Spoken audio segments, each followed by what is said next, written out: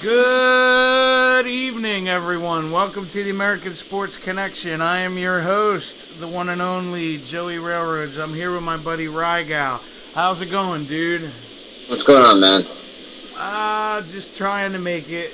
How's your shoulder coming along? Slowly but surely. I'll get there. Physical therapy endeavor. Yeah, I've actually never had therapy, so I really can't, know what you're going through. You know what I mean? I mean, if you look at the stuff they had me do, like, the first 2 days, you'd be like, you really went to a place to do that, because it was literally like, do a dab, like that kind of emotion, but stretch for 30 seconds. Okay.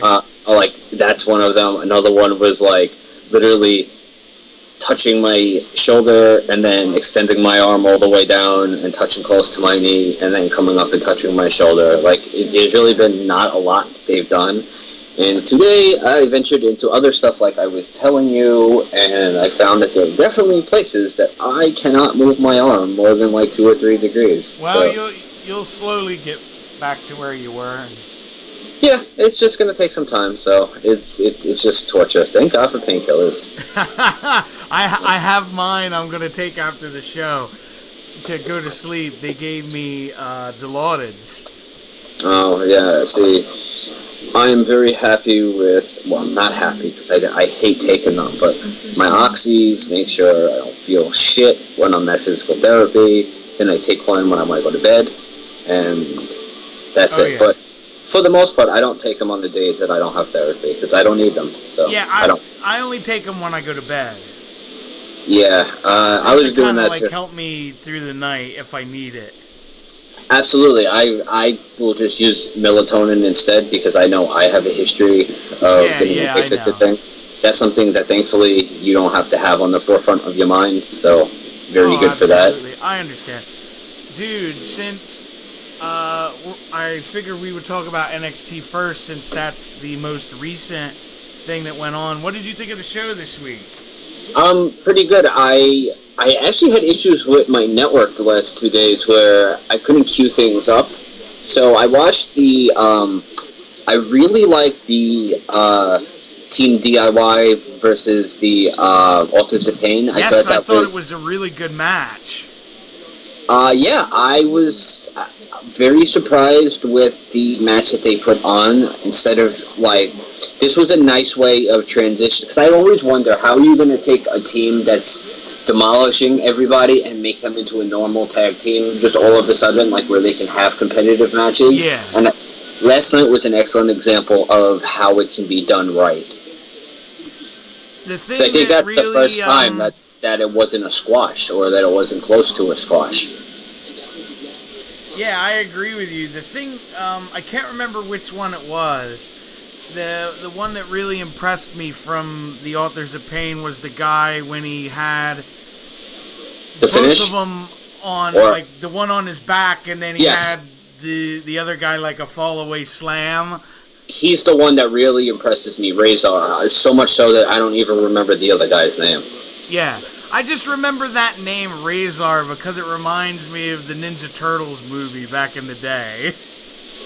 I just think it's like they're just trying to, like, make Razor sound like a fucking Arab name.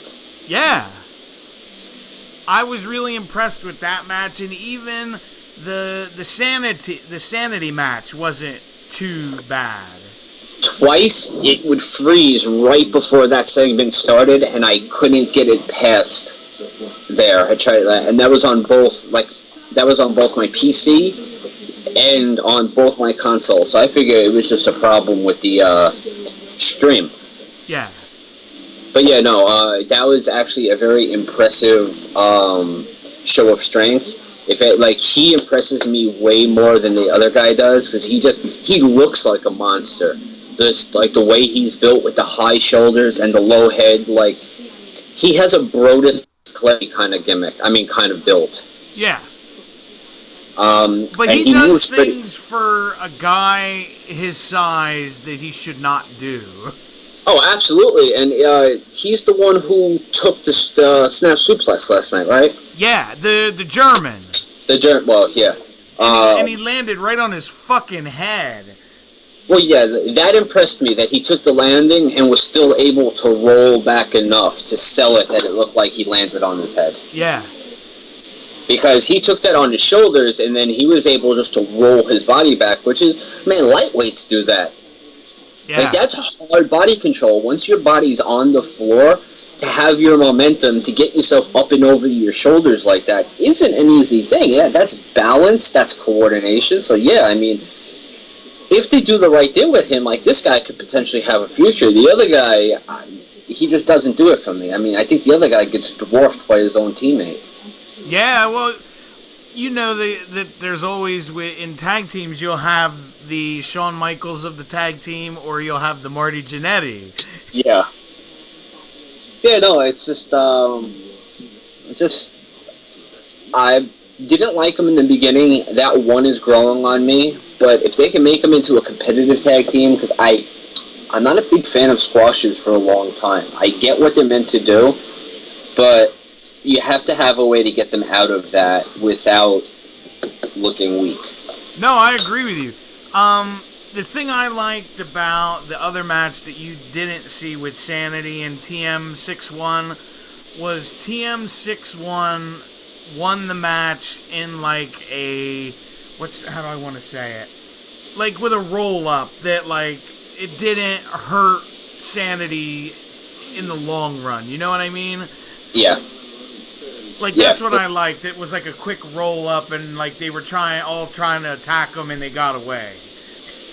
Yeah, that's another way that they can give a heel a loss without losing credibility, if it's a fluke kind of thing. So long as they still got over that the heels were the more powerful team or the more influential team at that point. But yeah, no, I agree with you. If that's how the finish was, then I think that was wise. Yeah, so it basically sets up TM61 and the Authors of Pain in the finals at TakeOver next Saturday, is it? Yeah, see, but when did they make it official that it's going to be a 2 out of 3 do-it-yourself and Revival? I don't know. Because I saw that pop up somewhere, and I don't know if it was announced on the show, because like I said, I didn't get to see it. It wasn't announced on the show this week. It might have been last week. Well, then no, because why would they have been in the Dusty Classic if they were fighting for the titles then? Like, why would they still be in the tournament? Yeah, that's true. I don't know when. I can say it wasn't announced. Okay, because, you know, I mean, I could see it. I could kind of see it fitting with the storyline that Dash and Dawson came out of the crowd and they cost them the title, but you now have a team who lost in a tag team classic, and now you're going to reward them with a tag team title match. Yeah, I know what you mean. Like, within a day, and not even make it, like, a televised announcement, so that's kind of where I'm just like, okay, I'm not going to be too much of a critic. Maybe they did it on, like, their Twitter or something, because, you know, they do that a lot, too. Oh, it's absolutely, you know, I just think because of how it happened, like, okay, well, you lost the tournament, but now we're just gonna... Hey, here, have a reward. Exactly. You know, but I can understand within the context. I was just curious, so... Yeah, now, the only other things that happened, I don't know if you saw any more of the show, was Ember Moon had a quick kind of squash match. I saw she was on the show. She's actually, like, the picture when you go to the... like when you go to watch it back on WWE.com. Yeah. But no, I mean, after it failed like 3 times, I just didn't think to check it again. Yeah, they had that, and then it was the contract signing with Joe and Nakamura, which wasn't anything noteworthy. Yeah, no, I mean, I hear contract signing. I, for the most part, being a lifelong wrestling fan, know what to expect, so... Yeah, you just kind of tune it out, you know what I mean? Yeah, they've gotten so watered down that, you know, they have a contract signing for literally everything. Anytime they want to have a segment that they don't know what to do with, they have a contract signing. So I have to tell you, and I've felt this way going into every major pay-per-view now, I'm more excited about the NXT TakeOver show. Oh, at this point, that's just elementary. I mean, they've proven to be consistently better at putting out shows. I mean, SummerSlam was a prime example. I mean, if you had people who didn't know what they were watching, I guarantee you they would have thought NXT was the A show. Yeah, and I've talked about this with other people, and you'll probably agree with when I say this. The problem WWE has with their main shows now is they put on a 4-hour main pay-per-view plus a 2-hour pre-show, and people just get, like, overloaded, you know? I say yes and I say no for one reason. UFC.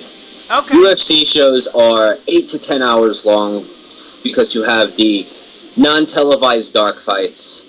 Then you have the prelims. Then you have, like, Fox Sports 1 prelims. Then you have the undercard. Then you have the main card. You know, and because it's exciting, there are people who are willing to watch the entire thing from start to finish. There I are think people. it's because then maybe it's more so WWE keeping people's interest for that long. I mean, you're telling me that, like, if everything there was, like, 5-star and great stuff, like, if it was the Attitude Era, you think anybody in the Attitude Era would have had a problem with a 6-hour pay-per-view if it was done right? Why? Because it was being done right. It was 6 hours of good entertaining, of good entertainment. I mean, you're going to be awake that day. You're going to be hype as fuck all day. Maybe even watching old stuff on the WWE Network to entertain you. If you had new current content that would entertain you, why wouldn't you be watching it? It's just that we feel like we're being dragged through romance segments, like things that don't have to do with wrestling. Like, you can tell a story in the ring. You don't need to... like 20-minute bad promos. Yeah, I mean, look, I can understand a promo missing the mark, but then when you have something like the old day, like, oh my God, that was terrible. Yeah, I mean, like, there's often times that things miss the mark, but then there's really bad booking. Like, how the fuck do you expect people to boo Brock Lesnar in Minnesota, you know, and then be, like, confused and angry that's the route that the fans went, that they booed Goldberg? Yeah. I mean, you're in Lesnar's fucking home state. Like, what do you expect? He made his college career there. You've pushed the fact that he was, you know, Minnesota All-American. And now you expect his own people to boo him? No. I agree with you. Alright, let's move on. What did you think of Raw? Raw just, you know... doesn't keep my interest as much as it, you know, I mean... I gotta tell you, this was probably the worst one I've seen in some time. Like, it did not keep my interest. Which is surprising, because when they go overseas, they usually put on good shows. I mean, like, the highlight of my night genuinely was watching Charlotte have no idea how to handle the crowd again. Yeah. And the crowd just taking over the show. And they basically ate her alive. Uh-huh. To the point that she was trying to heal on the crowd, and the crowd wasn't even fucking acknowledging it. Like, she's like, you will, you know, silence when your queen tells you to. They didn't boo. They kept fucking singing. And that's the worst thing that can happen. Like, yeah. There's zero reaction. They just ignored the fuck out of you. The only reaction they got, they actually cut out of the main broadcast. Do you happen to see the cell phone video footage? No. They went on at least 2 or 3 more loops of that song that WWE cut out of the broadcast, and I know this because at one point, Charlotte's just like, this is all your fault, like, you know, in heel comedy, I mean, in comedy heel format. But she legitimately meant it. Yeah, I think, though, that they did her a great disservice by cutting that out, because it at least showed she had some humor to her. Yeah. And they cut that out, so she just really looked like she was pouting. I mean, it didn't really change my opinion of it, because she's just proven she can't deal with it. But watching it live for us, I was like, wow, she's bad at this. Yeah. At least if they threw in her trying to make a joke out of it, you know, it could have worked a little better. Yeah, heels do that. Heels say, like, you know, snarky things and blame everybody else for their problems and things like that. If I could find it, I'll send it to you off air, but... yeah, that's cool. The other interesting thing I thought was Noam Dar made his debut on Raw. Again, I thought that was really intelligent of them. Yeah, they actually used their brain for once. I have a very random prediction. Go for it. I could be completely wrong, but I think it could be possible that the IC title and the Cruiserweight title switch brands this weekend. I think you're actually right, and I'm going to tell you why I think that. I think the Cruiserweight title is going to go on SmackDown for the sole reason that they're having that Cruiserweight show on the network right after SmackDown. I didn't even factor that in, 205 Live, but that just adds more to it. I just think, I can't remember what I was thinking earlier, but I just think that they've realized that their SmackDown crowd may tend to be a little bit more internet savvy. Yeah. And may appreciate things a little bit more, and they could benefit from Molo Ronaldo calling it as opposed to Daniel Bryan being the GM of them. I think they should have done it from Jump Street, had it on SmackDown. Yeah, and I also think they are trying to establish SmackDown as the new brand and keep it one of the oldest titles. I don't know if it was necessarily that good, and I think it's just better for the rosters. I agree. I mean, Raw has the stronger women's division by a landslide. There is no second-tier division in either company. So if you keep both big boy belts on Raw, keep the new, Cruiserweight title on SmackDown, and yes, you're right, I didn't even consider that. With 205 Live, that makes even more sense. Yeah.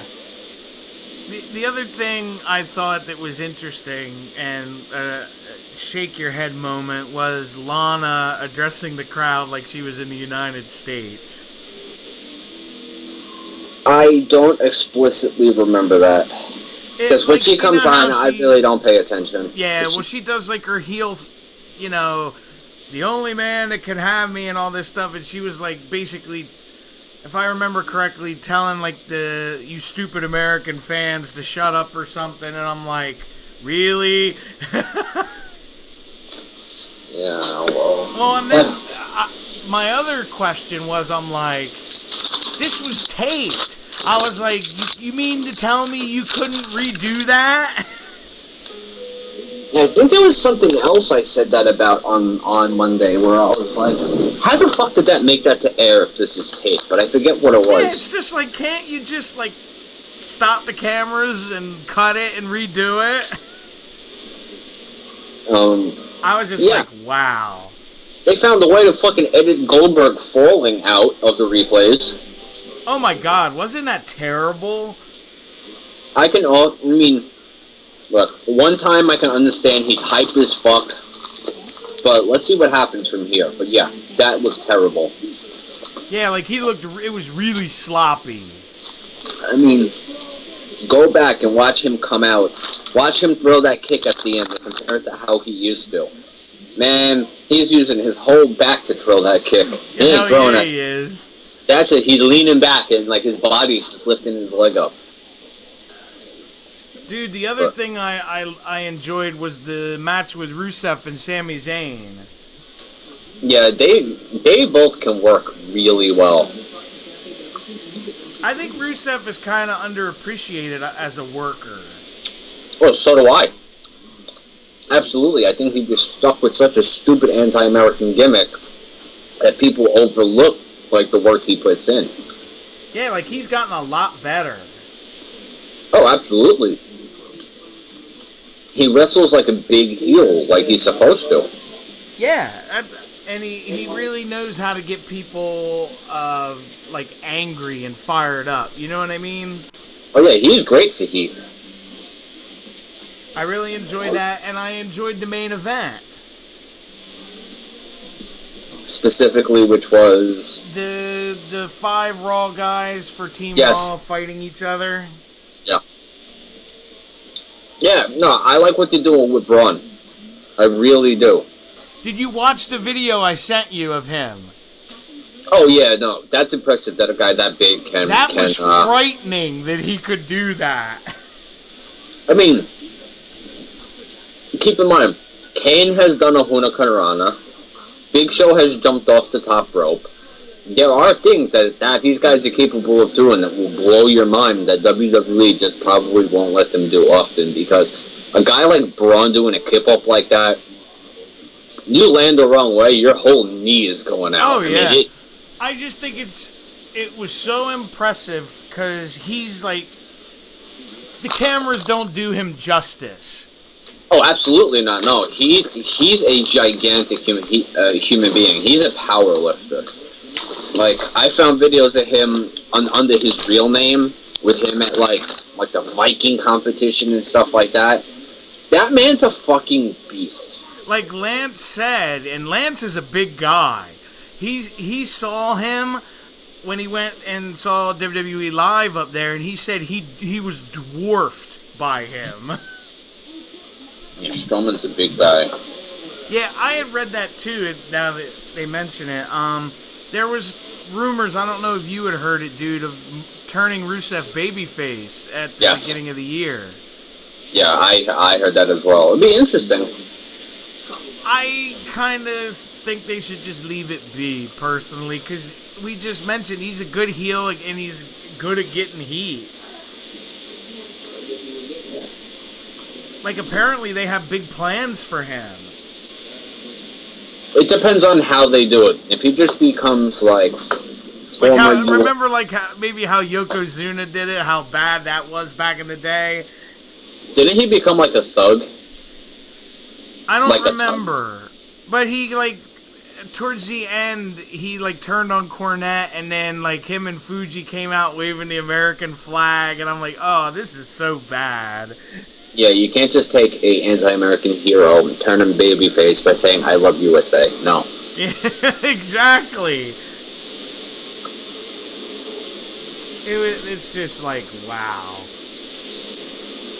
I've read that too, where they're talking about for the main event at Survivor Series, the Raw vs. SmackDown 5-on-5, having Lesnar interfere and attack Shane, because there were rumors I read him and Shane were supposed to wrestle at WrestleMania.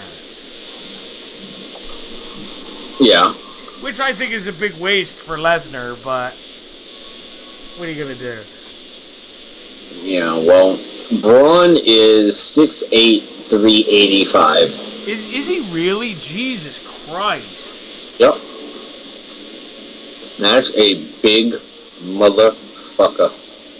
And he's not fat, because you see, remember he posted that picture online. He is cut. Oh, yeah. I mean, nobody could look at him and think like, hey, that's a fat guy. I mean, his shoulders are wider than anything. I remember, and I don't know if you remember this, it was right before, or it might have been right before WrestleMania. A fan attacked him in Philly when they were there, and I'm like, out of all the people you would pick a fight with, why would it be that guy? Yeah, no, that don't make no sense. Here, there's a video on YouTube from 6 years ago of him 14-inch deadlifting 875 pounds. Dear God. Yep. That's frightening. And then picking up 445-pound stones up to 62 inches twice. Jesus God. So, an almost 500-pound round stone, and he was able to pick that up twice within a minute. Yeah, that's like that World's Strongest Man stuff, right? Yeah, absolutely, yeah. This is all years ago. I'm like, that sounds like when you watch the World's Strongest Man competition. Yeah. He was in the the strongman. He's actually the North American Strongman National Champion. Okay. In 2011. So yes, he actually won the North American Strongman. But that's just crazy that he could kip up like that. And the thing is, Mark Henry's strength is way more than this guy's. To put into perspective of how strong Mark Henry is. That's crazy. Because I remember Mark Henry was a strong dude. Oh, absolutely. All right, moving right along, we're gonna get into SmackDown. What did you think of SmackDown this week? Not bad. I mean, it's not great, but it's not bad. I tend to like SmackDown. I'm just getting so tired of fucking James Ellsworth. Like, it's run its course. I know, and I feel bad, like, saying it and everything, because he looks like he's a genuinely good dude, but it's, like we had mentioned before, it was going to get really old really quick. I mean, he's on fucking Talking Smack twice. He's in like 3 or 4 segments. It's like that's taking time away from guys who have been there. Like, okay, you want to keep him sporadically here and there? Cool. You're taking out too much time with this guy. I agree with you. I think it'd be much better him maybe coming back, once a month or once every like 6 or 8 weeks. You know what I mean? Have him fuck up at Survivor Series. Keep him off TV. Have him come back into Rumble quickly. Like, keep him off TV for a month and a half. So when he comes back, it's like a little bit like, oh shit, look who it is! Like, he's in the Rumble, yay! Oh, look, he got eliminated. Yeah, then it would, people wouldn't get, like, so sick of it. Absolutely. Even Booker T was like, I'm kind of over this, and I don't understand what they're doing. Yeah, I agree with that. I actually really enjoyed the Becky Lynch Alexa Bliss match. Yeah, I don't like Becky Lynch. I realized, like, how much he's been carried by the Raw girls. Yeah, the other 3, I know what you mean. But yeah, I didn't have any major faults with the match. Yeah, no, and I thought, and I still do, that Alexa Bliss is actually becoming a pretty good heel. Yeah, no, absolutely. I was unsure about her, but no, she's definitely doing great. Yeah, I was unsure of her too, because when I think of her, I always thought of her as the baby face. The way they had her in NXT with like the little like tutu and everything, and I was just like, oh god, you know what I mean? But she was Blake and Murphy's manager when they were heel. Yeah, that was good.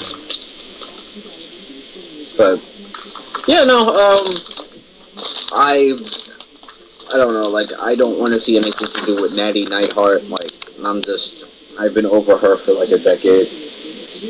I like Natty. It's just they've kind of played it out, kind of like with like the Big Show and Mark Henry. You're a babyface. You're a heel. You're a babyface. You know what I mean?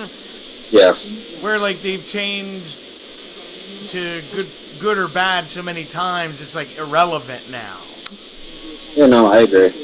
The other thing I actually enjoyed, because I don't like him, was Corbin getting injured and being not in the 5-on-5 Survivor Series match anymore. I forgot who I heard say it, but they're like, you cut a promo for him about being a lone wolf, and then later that night you announce him as a member of a tag team. Yeah. Like, because they started cutting like the individual Baron Corbin promos last week. And he's talking about how he's not a team player and all this and that and the other thing. And the next thing you know, he's assigned to Team SmackDown. So it really looked like inconsistent booking. It kind of reminds me, now that you mention that, of like how Bad News Brown back in the day always said he was a loner, but then they threw him on a Survivor Series team.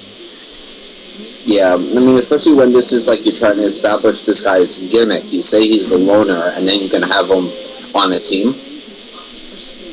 It's just, you can't create a new gimmick that way. Like, it just doesn't work. No, I absolutely agree. But yeah. I kind of feel bad for Kurt Hawkins, how they're kind of having him like job out in like a minute, 2 minutes. You know what I mean? Well, he beat Cruz. Yeah, that was cool. But I think it was 2 weeks ago, wasn't it? That he lost in like 30 seconds. Well, against Ziggler, where he got super kicked and it was the end of the match? Yeah. Yeah, last week. I mean, I like the gimmick they've given him. Like it's the whole kind of Chuck Norris-y kind of thing. I just don't see how that translates into wrestling, though. The first time I watched one, I said, "Oh my god, this is going to be bad." Yeah, well, what happened, dude, is, and you might agree with me, if they showed him maybe like once or twice, it would have been okay. But they like basically beat you over the head with it every week. You know what I mean? Yeah, and I think there's a lot more to the gimmick that needs to be explained that hasn't been. Yes.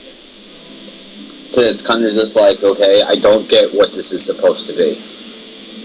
Like, okay, I don't get it. Like, it's corny jokes. Is that what? How is that a wrestling gimmick? Yeah, I know. It's like you're just I guess you would say being a bully.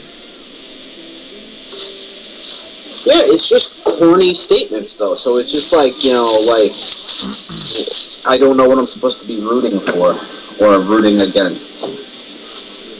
No, because I agree. Because like a lot of them are just stupid puns. And okay, I like that kind of stuff, but it's just like it has to have a purpose. Like it's not funny just to say it. You know what I mean? Yeah, like it has to have reasoning behind it. Exactly. You're like, yeah, okay, that one statement in and of itself is funny. Ha ha ha, let's all laugh. Okay, you made another one that's very similar to the first one. Like, ha ha ha. Like, okay, where are we going with this? What are we doing? I mean, are we just going to keep, like, repeating funny things? Like, okay, but what are we doing? Yeah, like, what's the goal? Yeah, and I think that if you're going to give any wrestler a gimmick that is like that, it's going to fail. Oh, yeah.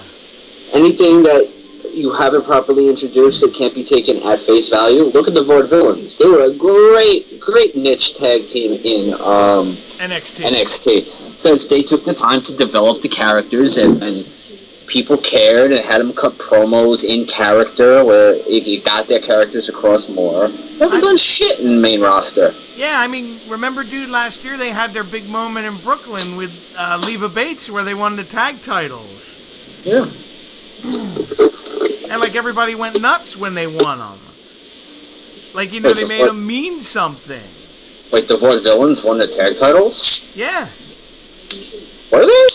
Yeah, they beat Blake and Murphy last year in Brooklyn. Oh, that was still in their really quick babyface turn? Yes. Okay. And they had Blue Pants as their manager to, like, counteract Alexa Bliss. No, you're right. I thought that was a cool little moment. Yeah, it's the same thing with Tyler Breeze. Like, you know, I mean, he was over as fuck. And they bring him up to the main roster, and they had a guy like Michael Cole try to explain who Tyler Breeze was. And we all know that's not going to work. Mm-mm. What were your thoughts on the main event of SmackDown, the 6-man? Like I said before, I'm so over the whole Ellsworth thing. So, I don't know, I'm not a fan of the Ellsworth thing, so it turns me off. So I can't say that I actually paid attention to a lot of the quality of the match. I kind of listened to it. I enjoyed it. This is my thing. It's just, and I want to see where they're going to go with it, so I don't want to, like, really bash it.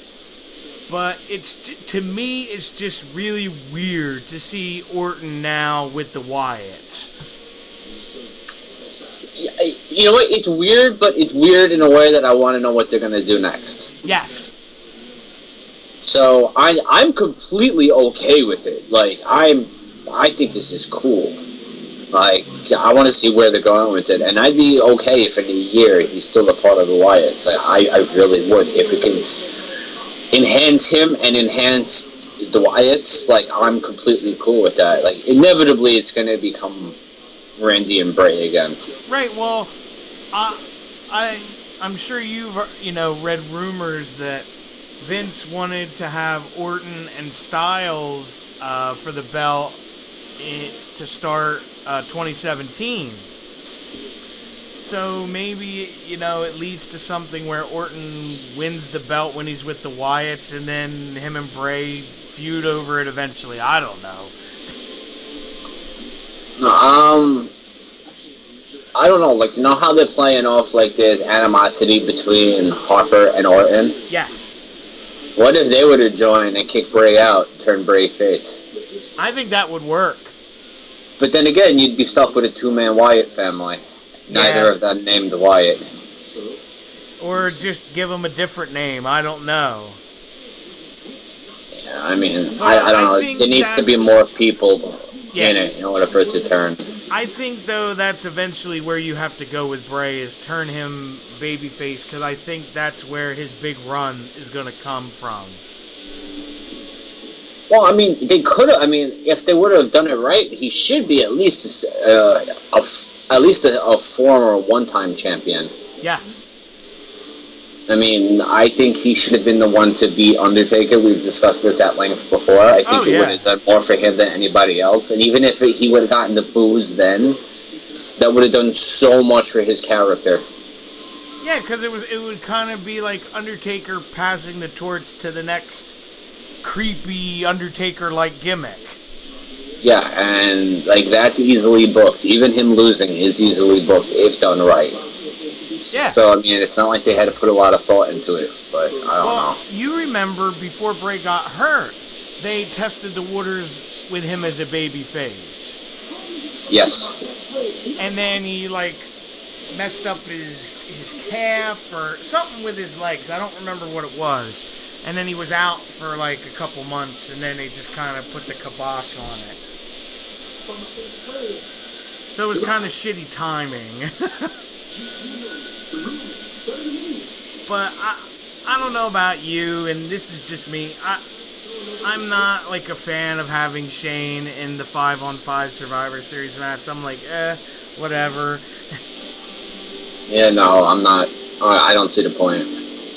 I mean, you're leaving off some really, talented people who could use it. Fuck, that's where you could put Apollo Crews. You could put a Zack Ryder on there.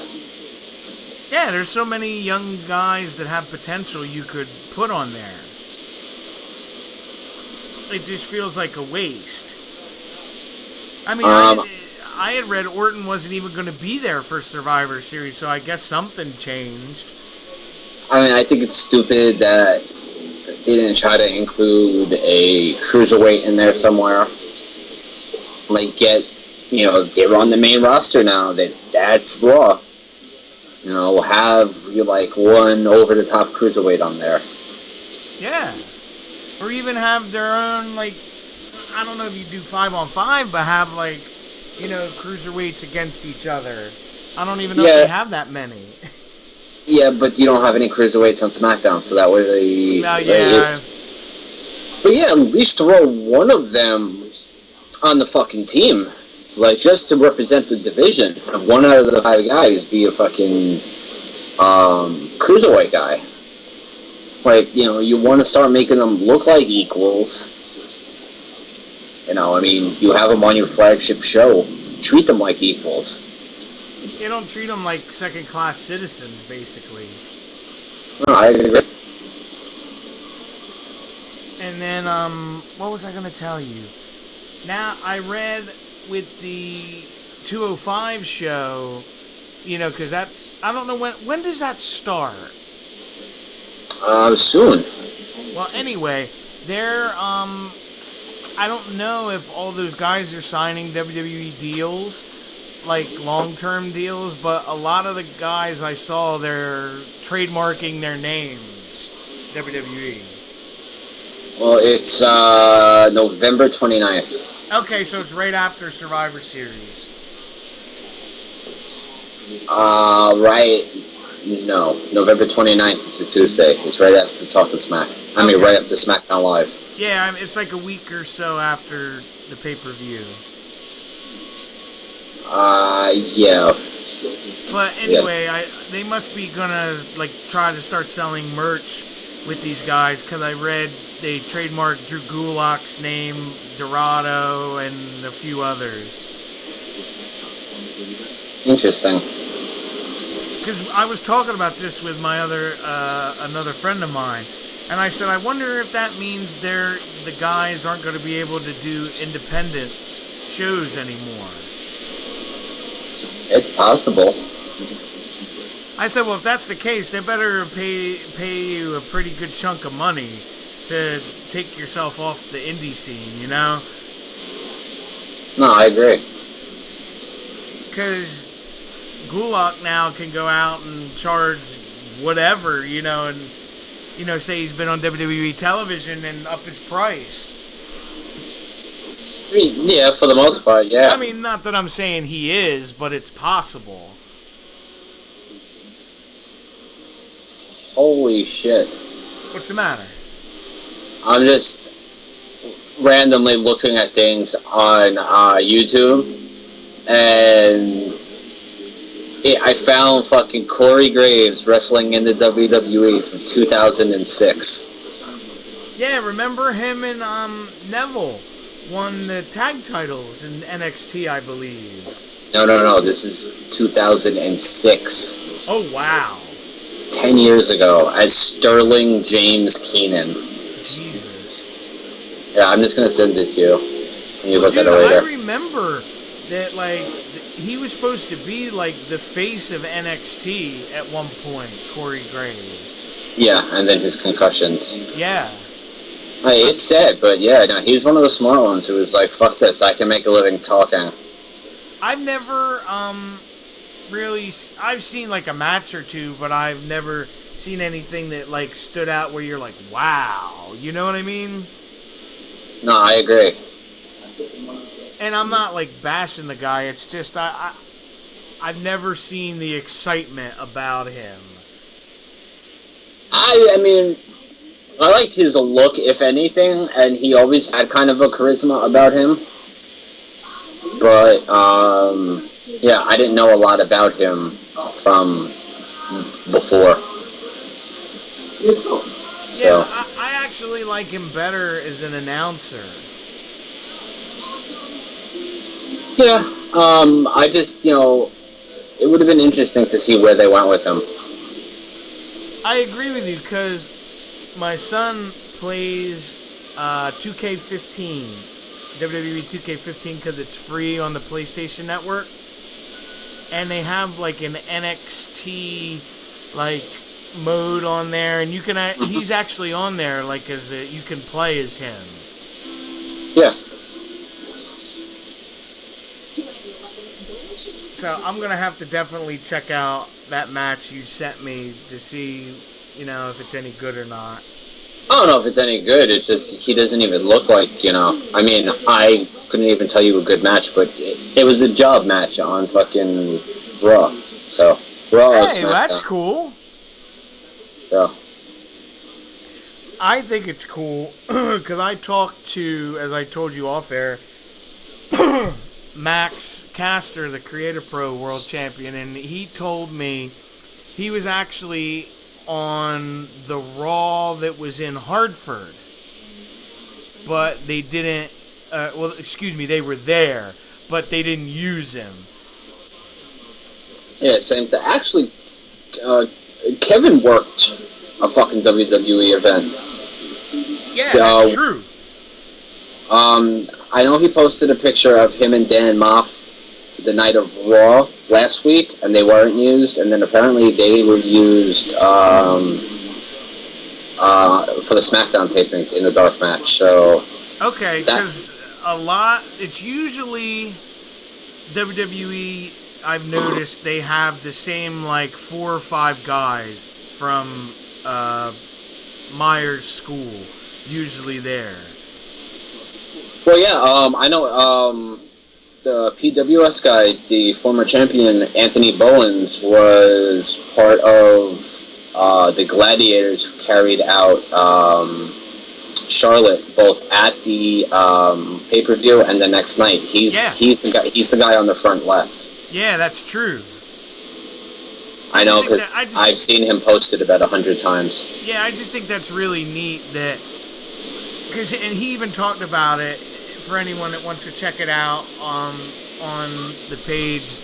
There are interviews back a couple shows, he talks about how Brian Myers, has connections still there. So if they want, extras or whatever, he said that they'll get a phone call from him and say, hey, go to New York or go to wherever and be there by such and such a time. They need you. Yeah, that's how people get their start. Absolutely. Yeah, so I think that's really cool that, he's doing that for his students. It's kind of like giving back, if you will. No, absolutely. Plus, it makes him look good. Oh, yeah. Because I've seen, I'll say, at least one of his students I've seen on WWE television probably like half a dozen times. Oh, no, that's good. Yeah, so that's cool that, they're slowly getting their thing going, What I wanted to ask you, what did you think of this whole, and I think it just got resolved from what I read, the TNA Billy Corgan thing? I haven't really followed it the last week, so I don't know where they went or what, so. From what I read, Corgan was owed money, and TNA, when they went to court, said they were going to pay it within X amount of time. Never did. And then he, went on a Twitter, rampage about it. And I think within the last day or two, they finally, paid him what he was owed. But he's, no longer affiliated with the company. Oh, well. I actually kind of felt bad because that was when I thought their product started getting better. Was when he, took over writing and stuff. Yeah, and he had the following of a lot of the locker room, too, so it'll be interesting just to see what happens here. Yeah, it's not if always they're going to have, a mutiny. Yep. No, I agree. That can fuck everything up, because the talent feels abandoned, Yeah, well, and they've already lost, I don't know if you're familiar, that TNA lost their television deal in the UK. Yeah, and they got a lot of their money in international.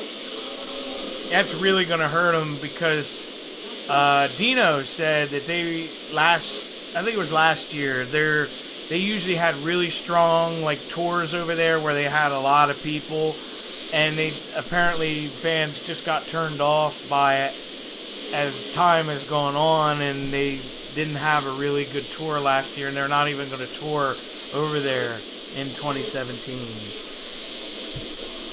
Yeah, people just got tired.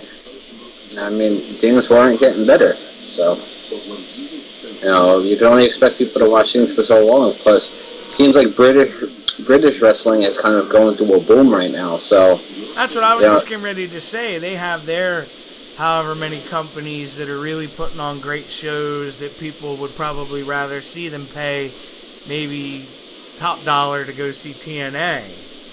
That and the fact that now a lot of talent is going over there to the indie shows, and they don't need to go sit through something like TNA to go see somebody like Kurt Angle or that's true, Aaron Rex or any of that. A lot of these people are touring on their own, and you get to go see them at an indie show for cheaper and have a better experience. And the English fans know this already because it's more like indie wrestling is big over there because there are no real powerhouse companies like the WWE, so a lot of their stuff looks like indie shows, and that's where you got indie wrestling going on, and all of them want to go to England now. It's like the new Japan. Yeah, absolutely. I will say this because Dino told me this story. Vader, and I'm sure you probably heard about it, Vader went over there for the whole him and Will Ospreay thing. Yeah, that's something I've been loosely following, yeah.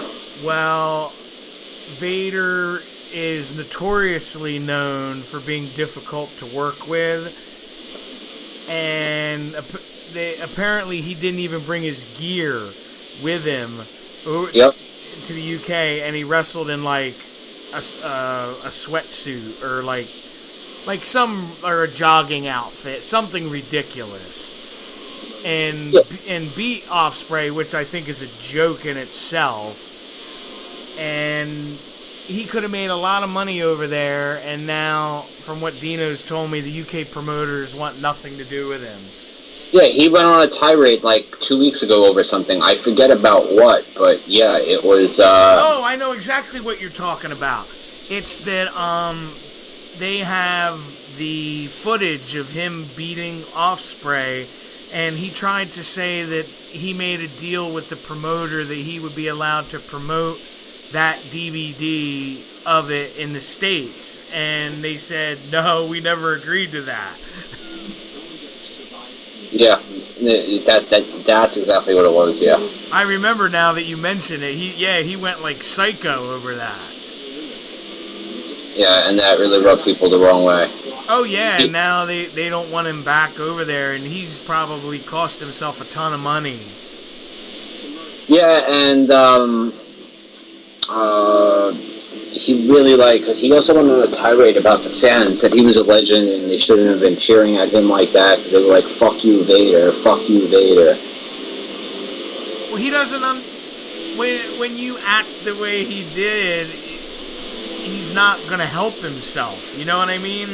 No, not at all. There's being a heel and there's being a dick. Yeah, and you know this, he's been notoriously, for years, he's been this way. Always difficult to work with, always wanting things or pulling out at the last minute, and turning off a lot of promoters where they don't want to deal with him. Yeah. So no, I agree fully, yeah. Yeah, it's just like a big friggin' mess with that. And I think if I saw correctly, he was just in like a bad car accident. Yeah, I think so, and the car rolled over. Yeah, because I saw like the photo of him, and my first inclination was, well, I guess that's what kind of happens when you act like an asshole. Karma comes and bites you in the ass. Yeah. That was just like, ooh. Yeah, no, there's, I don't know. Old wrestlers are just too curmudgeon-y. Well, I know the king of that, and that's Bret Hart. Jesus Christ. I mean, I used to love Bret, but I don't know if you saw this. He stopped doing his podcast because he said people told him that he acted like he was bitter, and he's not. No, I agree. I think he did the world a favor by stop doing his podcast. I tried to listen to it. It was so bad. The one I actually listen to a lot now is Bruce Pritchard's podcast. Yeah, I don't like Bruce Pritchard. I don't care for him as a person. I just like hearing like the backstage stuff from like back in the day, Oh, absolutely. Other than that, he could go fuck himself. Did you see WWE did the mannequin challenge? No. I'm looking at it now. Everybody's doing it. Yeah, this shit is mad funny. Fucking Gulak holding the door open. I'm going to have to check that out. Yeah, this is pretty nifty. I wanted your opinion on one thing before we get out of here. What were your thoughts of Mickie James coming back to fight Asuka? Well, it's interesting. I mean, it adds more to, whatchamacallit, it gives her another competitor. I think it would be a good match. Yeah, I wonder if it's like a one-off kind of thing, or she's going to stick around. Bro, I have to take this phone call. I'm sorry to cut this so short, but I have to take this. No, that's cool. Alright, I'll talk to you soon. Okay, man. Take it easy. Alright, bye. Alright, take care now. Hello? Alright, everybody. Since Rygal had to take a personal phone call, we're going to get out of here for tonight. Don't forget to like, comment, subscribe, share, thumbs up, all that stuff. You can find us on social media platforms at facebook.com/American Sports Connection, or if you want to find us on Twitter, we are at AM Sports Con, CON Pod, POD. So that's how you could get a hold of us. And we're going to get out of here for tonight. So have a good night, everybody. Take care now.